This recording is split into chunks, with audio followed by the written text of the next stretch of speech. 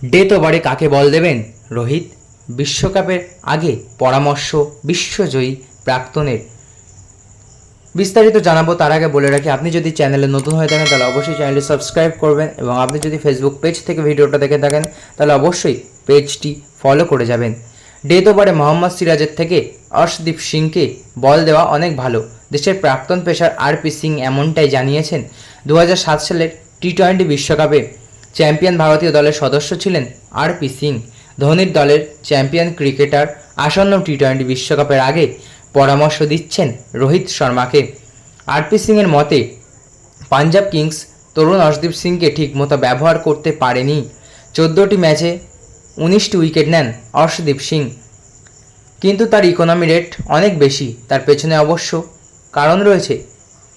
Impact প্লেয়ারের নিয়মের জাতাকলে পড়ে প্রচুর রান দিয়েছেন অর্শদীপ সিং, তবুও তার হয়ে গলা ফাটাচ্ছেন আরপি সিং। দেশের প্রাক্তন পেসার বলেছেন, আইপিএলে পারফরমেন্সের নিরিখে যদি অর্শদীপের পারফরমেন্স বিচার করা হয় তাহলে বলবো ওকে ঠিকমতো ব্যবহারই করা হয়নি। তবে আরপি সিং জানাচ্ছেন, বোলারকে কীভাবে ব্যবহার করা হবে তা নির্ভর করে সংশ্লিষ্ট দলের অধিনায়কের উপরে। আরপি বলেছেন, ক্যাপ্টেনের উপরে নির্ভর করে কোন বোলারকে কিভাবে ব্যবহার করা হবে, কোন পরিস্থিতিতে তার হাতে বল তুলে দেওয়া হবে। নাসাউ কাউন্টির উইকেট মন্থর, এমন উইকেটে অর্শদীপের জন্য আরপি সিংয়ের পরামর্শ কার্যকরভাবে কাটার ব্যবহার করবে। আরপি বলছেন, টি-20 ফরম্যাটে ডেথ বোলিং খুব গুরুত্বপূর্ণ। ডেথ ওভারে বুমরাহ হয়তো 3 ওভার বল করবে। বিশ্বকাপে বুমরাই আমাদের সেরা অস্ত্র। বুমরার সঙ্গে ডেথ ওভারে অর্শদীপকেই আমার পছন্দ, সিরাজ নয়।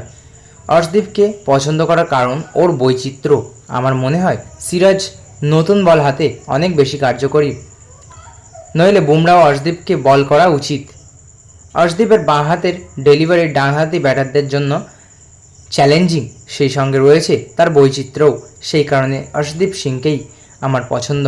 তো বন্ধুরা, এই ছিল আজকের ভিডিও। আশা করি ভালো লেগেছে। ভালো লাগলে অবশ্যই একটি লাইক করবেন এবং আপনার কী মতামত তা কমেন্ট বক্সে অবশ্যই জানিয়ে যাবেন। ধন্যবাদ।